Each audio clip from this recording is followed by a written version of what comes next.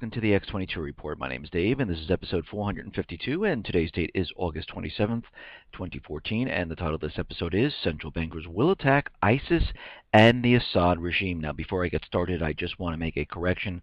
Yesterday, I discussed a report about Eric Holder and gang members. This seems to be fake. It is on a fake site called nationalreport.net. And I'm finding a lot of these fake sites. I'm finding a lot of trolls. I'm finding a lot of fake Twitter accounts and posts. And it seems like the government forces are out there in force trying to push this. Now, things will get by me every once in a while. But what I will do, and if you've been with me, you know, I will put corrections. I will make a comment in YouTube. I will put it in the description of the YouTube video. I will put it on the X22Report.com site. I usually put it right in red, right on top of the report, so you know. And then I will make an announcement the next day, so everyone should be clear that this is correction. This is a correction, and that is a false report. Now, I put these sites on a list, and so I don't refer to them, but I go through a lot of information. And again, I am not perfect. Things are going to slip by me, but I have people who email me, let me know. We go to check, and yes, we find out that this is not a true site. It is fake, and with everyone coming together and pushing this and helping, we can weed out all of this. And as we know, the government likes to pretty much infiltrate by giving trolls access to sites, creating Twitter bots, creating fake sites to mislead everyone. And again, with all the information that's out there, we have to weed through to find out what is the truth, and this is exactly what we're doing. Now, let's get into the economic collapse news. Now, what we are seeing here is France pretty much wiped out its government, and it's replacing a lot of people inside, and President of France replaced his economy minister with a former Rothschild partner on Tuesday, and in a reshuffle intended to reconcile his efforts to revive the stagnant French economy, which he told us back in August of 2013 that he is in this fantastic recovery. Well, here we are 1 year later, and there is no recovery whatsoever. It is completely falling apart. So now they have a central banker inside helping out, and you know this is not going to work. It's going to make things worse, and they don't really care because they need to keep it quiet. And what we're seeing here is that France right now, the Labor Ministry said the jobless total in mainland France rose about 26,100 last month to about 3.42 million, up 0.8% over 1 month and 4.3% over 1 year. So exactly 1 year ago, we see that unemployment is continually rising. Now, of course, the president back then told us that we're in this recovery. And again, it is always the opposite of what they're talking about. It is never the same. Now, despite of all the promises and everything that the president is out there telling his people, the people there are saying, you know what, we just don't believe you anymore. 80% of the French people believing that the president cannot fix the economy at this time. And again, it's been 1 year since he said that France is in a recovery, and they have seen no recovery. People are worse off now than they were a year ago. Now, it looks like Argentina is on the verge of defaulting, and of course they're making deals with China, trying to join the BRIC nations, and it seems like there are 10 other countries that Moody's is currently listing as very close to defaulting. Ecuador, Egypt, Pakistan, Venezuela, Belize, Cuba, Cyprus, Greece, Jamaica, and Ukraine are all on the verge of collapsing with a default. Now, in Germany, what we're seeing is that the German people are looking at the situation, and there's been some surveys, some market surveys inside Germany, and the consumer confidence is waning in Europe's largest economy as economic expectations have collapsed following international crisis. The latest survey of consumer confidence is seen falling to 8.6 in September from 8.9 in August, the first reduction in the consumer climate indicator in the last 20 months. Confidence among consumers isn't the only worry. Businesses aren't any more confident. On Monday, Germany's business climate index showed its lowest level in 13 months. So now it's starting to affect other countries. It is a domino effect, and we are definitely seeing this spread across. And we know for a fact that these countries like Cyprus, Greece, Portugal, Spain, Italy, they are in a collapse mode. They're in a depression. They have a huge amount of debt. Unemployment is continually going up. The youth unemployment is pretty much unbelievably high in all these countries. And this is the next generation coming up, and there is no next generation. There's nothing there at this time. Now, a couple months ago, back in June, we had China and Russia. They're making deals over oil because of what was happening here with the sanctions that Europe and United States were placing on Russia. And they decided, you know what, we're going to trade the oil not using the dollar. Now, they said they were going to do this, and this is exactly what they're doing. It seems that Russia has announced that China and Russia are going to pretty much use the yuan and ruble, and they're ready to do it. Gazprom will accept payment in rubles and will also deliver oil via the Eastern Siberia Pacific Ocean pipeline, accepting payment in Chinese yuan for the transfers. So we can see this has gone forth, and it is completely bypassing the dollar. So there is no dollar transaction in this, and the central bankers are probably really, really pissed off about this. Now, we talk about the kill switch on the cell phones, and we understand that this is not to stop criminals. There's already tons of applications out there. There are security codes you can put on the phone, and it seems like many groups are out there, and they're very concerned that California is a test bed because there is a bill in the United States floating around that every phone will have to get the kill switch. And they're saying that any features accessible to consumers and law enforcement could be accessible to hackers who might use it to randomly kill phones for kicks or revenge, or to perpetrators of crimes who might, depending on how the kill switch is implemented, be able to use it to prevent someone from calling for help. The CTIA, a trade group for the telecommunications industry, continues to oppose it, however, calling the law unnecessary because other solutions already exist to address the problem of stolen phones, including stolen phone databases and anti-theft applications that cell phone owners can use.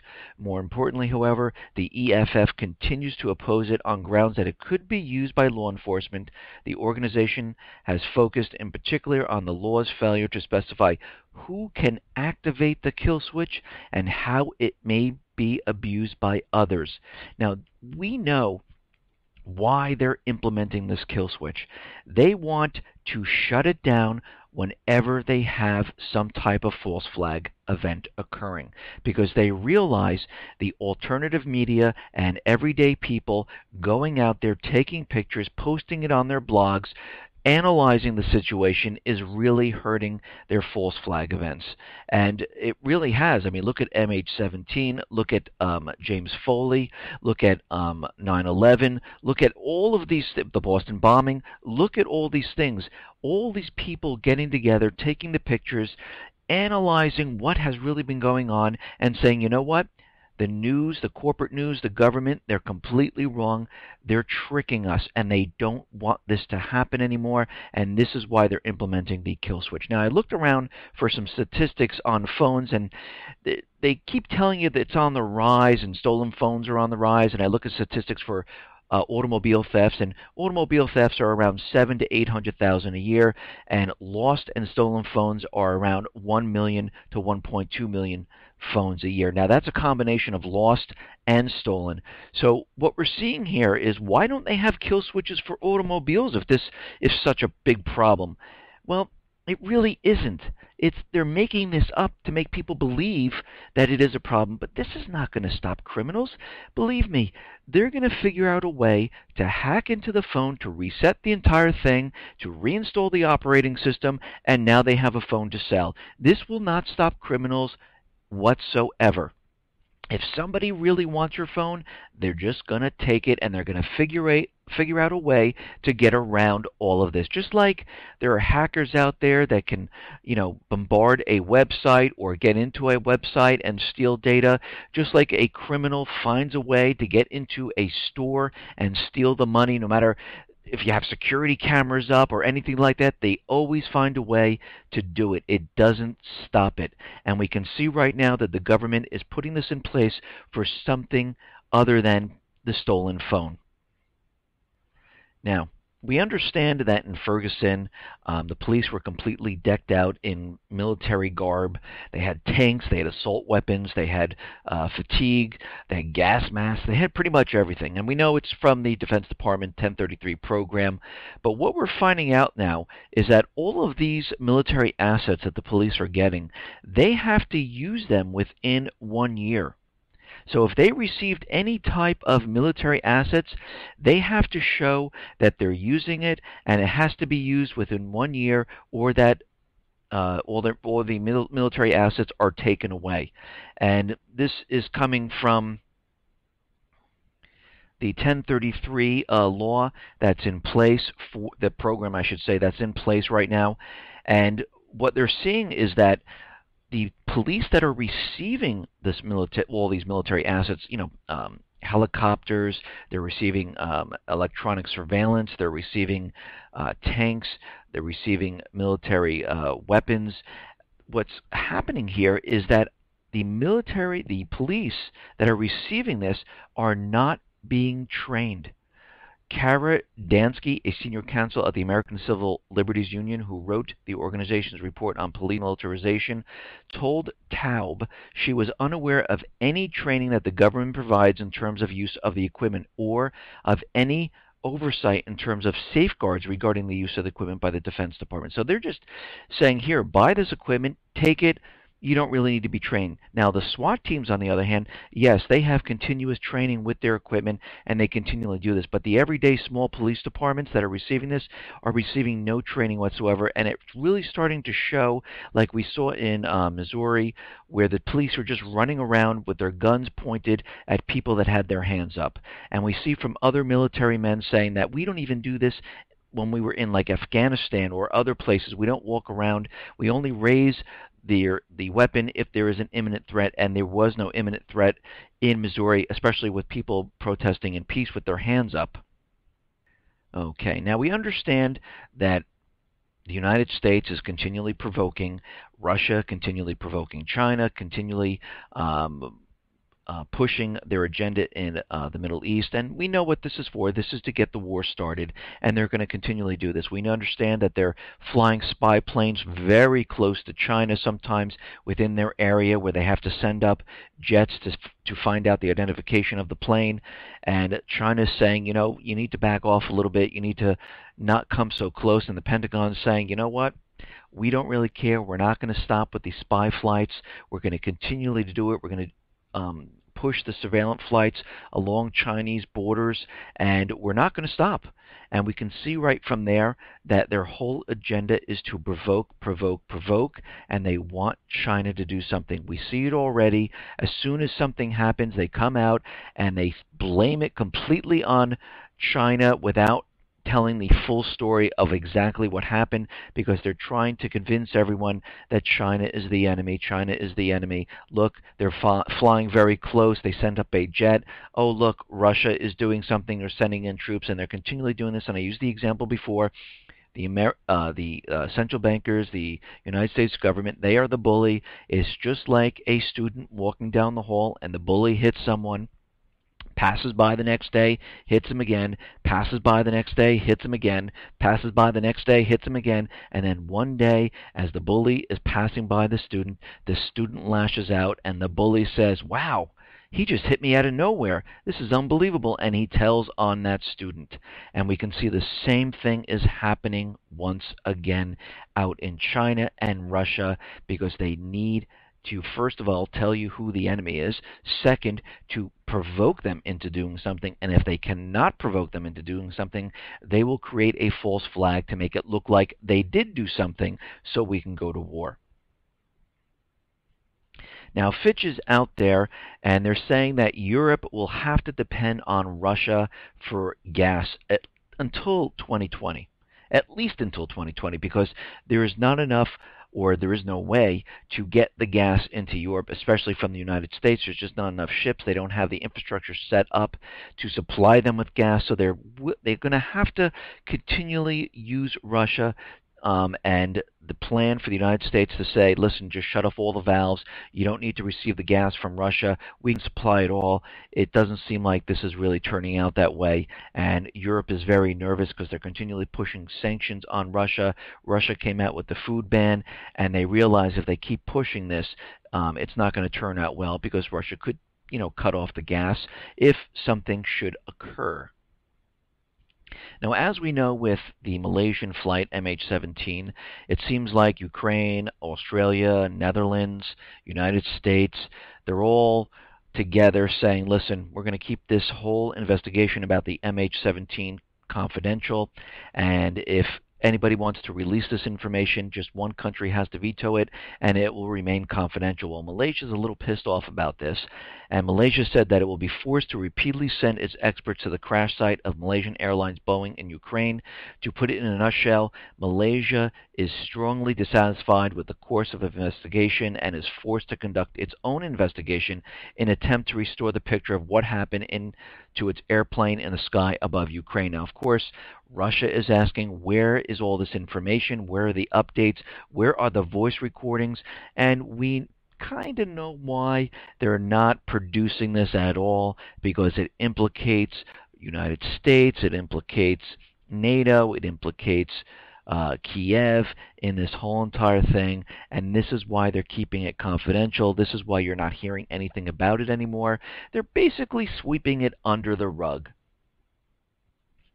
Now, NATO is out there, and of course, they're building up their military assets, and the NATO chief, Rasmussen, said the 28-nation military bloc, which meets next week in Cardiff, Wales, would attempt to overcome internal opposition and agree to the deployment of military bases near the Russian border.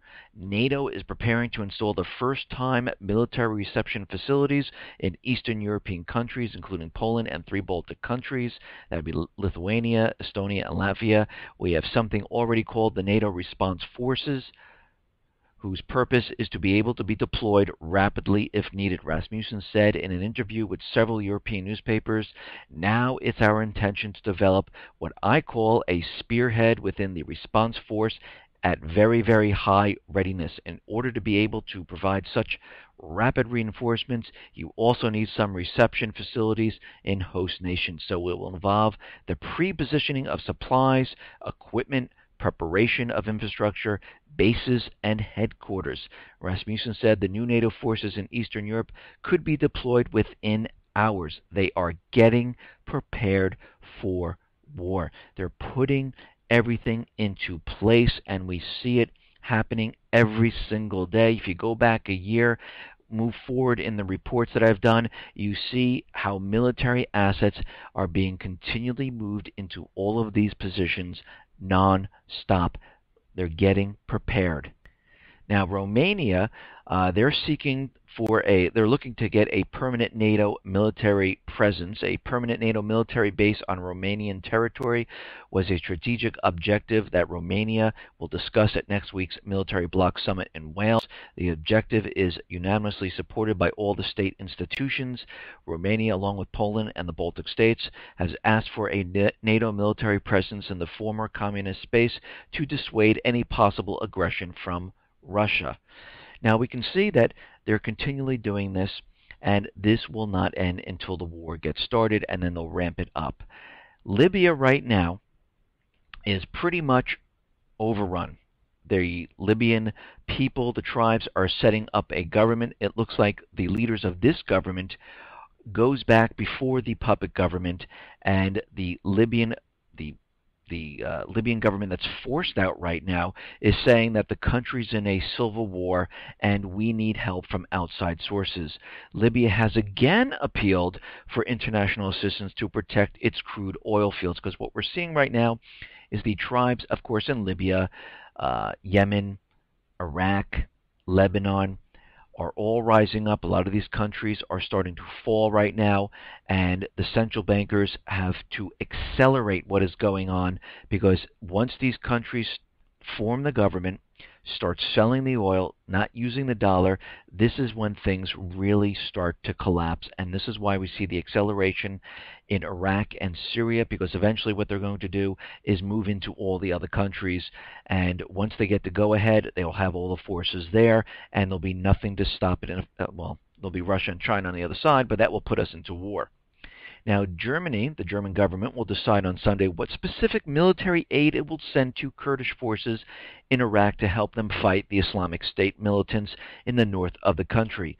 We should be helping with certain supplies according to our capabilities so they can fight and prevent ISIS from taking over the whole region and creating a caliphate. Now, as we know, the United States is continually saying that they're not going to cooperate with Syria. They're not going to give them any type of information. There are reports out there saying that information is being filtered into the Syrian government, but I don't know if that's really true, because what's happening right now is that they're making the case to go in and look at which targets they need to hit.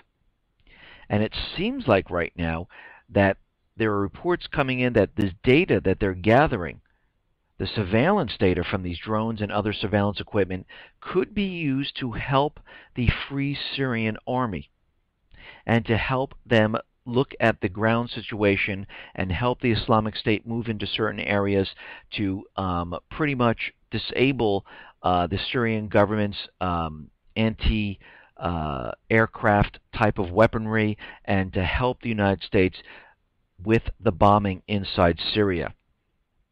And this goes on to say that the United States may use its surveillance flights over Syria to gather intelligence information and provide it to the Free Syrian Army. Obama's authorization of carrying out surveillance flights over Syrian territory adds another dimension to the U.S. involvement in the ongoing conflict in Syria. Rozov stated that the U.S. is involved in similar activities in Yemen, Somalia, Libya, and one cannot be assured that the United States is not gathering intelligence information for purposes other than the strictly striking the Islamic State militants, and that the U.S. is not accumulating intelligence which can be provided on the ground to terrorist formations supported by the U.S.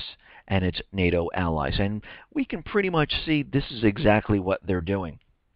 Now, Senator Kaine is out there, and he's saying that Obama needs to come to Congress again to get military authorization in Syria and Iraq. And of course, he needs to go to Congress and say, listen, I like to go into Syria, I like to go into Iraq, and I need approval. But he's not really doing this. He's just doing it on his own. And again, under the War Powers Act, he really doesn't have permission to do this. He needs to get authorization from the UN. He needs to get authorization from Congress, or the United States needs to be attacked. And it looks like this is what they're going to be pushing right now, because this will be the easiest way for the president to say, let's go into Syria.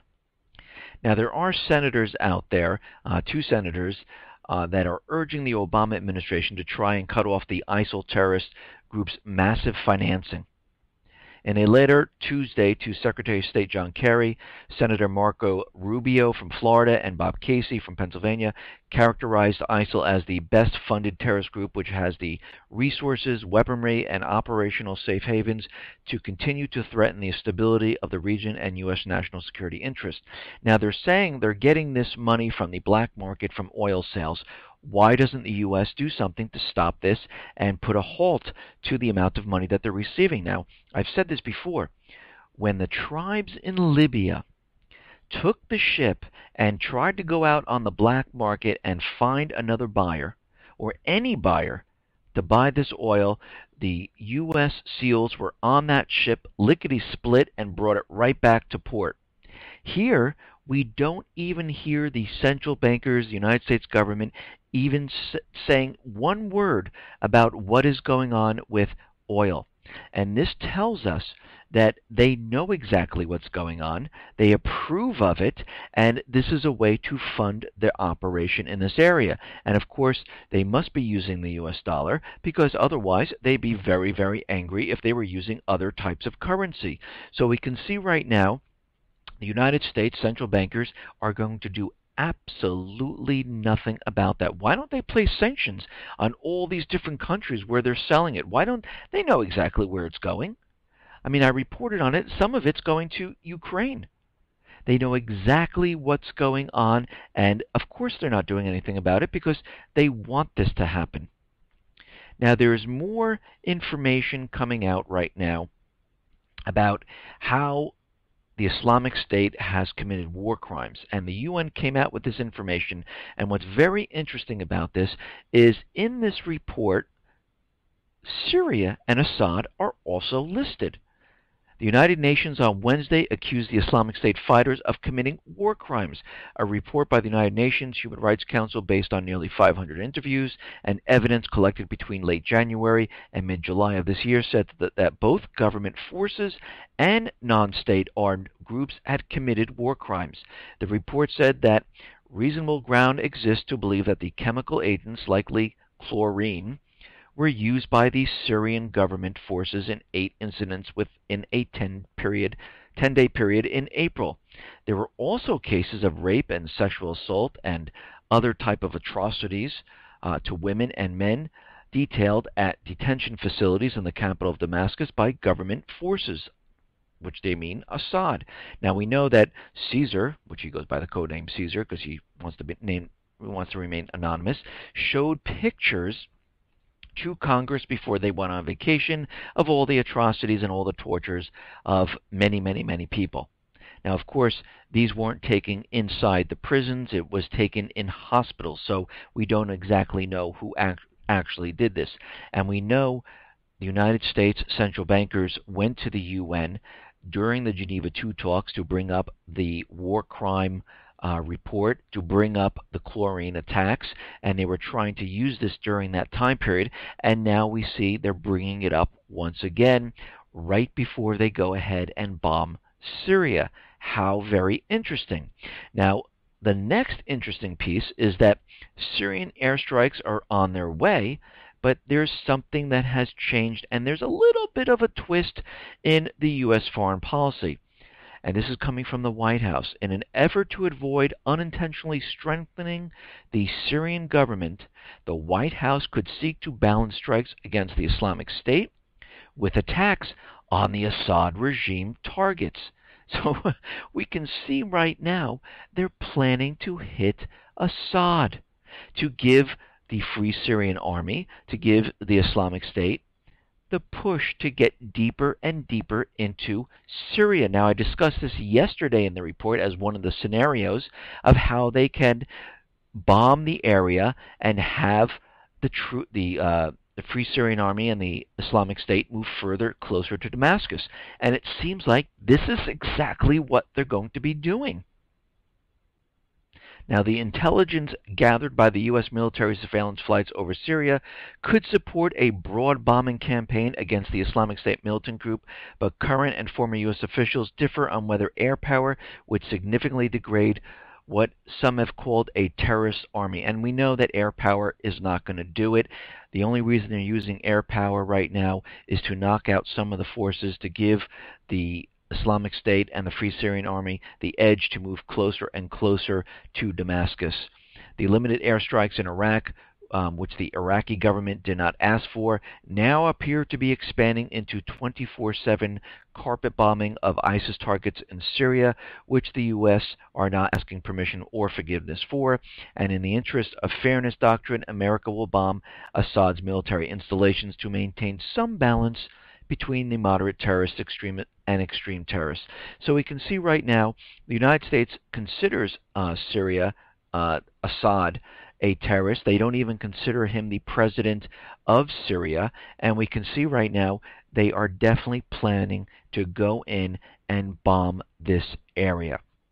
Now, as we know, the government officials in the UK, Europe, United States are using fear to let everyone know that the Islamic State is coming. In London, they're saying 200 militant ISIS fighters are already back in London and on their streets. They also, here in the United States, are saying that terrorists are coming over the open borders and they're already inside the United States ready to push terror. But what's very interesting about all of this is the Russian angle. And what they're doing right now is they're pushing the Russian angle that they will be involved in this event that's going to occur. Because right now, they have a report that's out there, and the FBI is examining whether Russia is tied to a J.P. Morgan hacking. Russian hackers attacked the U.S. financial system in mid-August, infiltrating and stealing data from J.P. Morgan Chase and at least one other bank, an incident the FBI is investigating as a possible retaliation for government-sponsored sanctions, according to two people familiar with the probe. In one case, the hackers used a zero-day vulnerability in one of the bank's websites, then plowed through layers of elaborate security to steal the data, a feat several security experts said appeared to be beyond the capability of ordinary criminal hackers, which they're trying to say that it was Russia because they have the advanced equipment to do this.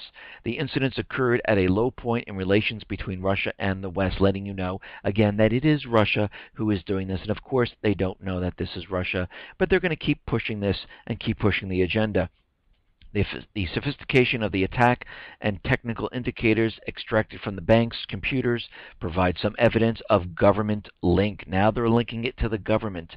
Director of the Strategic Technologies Program at the Center of Strategic and International Studies in Washington, the Russians typically keep open the options to do something more, and the question now is what would trigger that and what would our response be? Attacks on the U.S. financial sector from Russia and Eastern Europe have jumped over the last several years.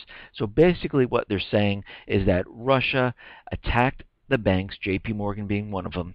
They placed something there to be used later on. Now, there was a report that they placed and they found traces of a digital bomb. They're trying to show everyone that since the United States placed on sanctions on Russia, and we see Russia retaliating with food bans, that eventually, when this event occurs, Russia will then use these attacks to do something more and bring down the financial institutions. And we can see they are definitely playing up this propaganda. They're pushing their agenda, and they need to make sure they have the story straight so everybody understands what is coming. Listen, everyone, thanks a lot for listening. Be well, be safe, and especially be prepared. Thanks a lot.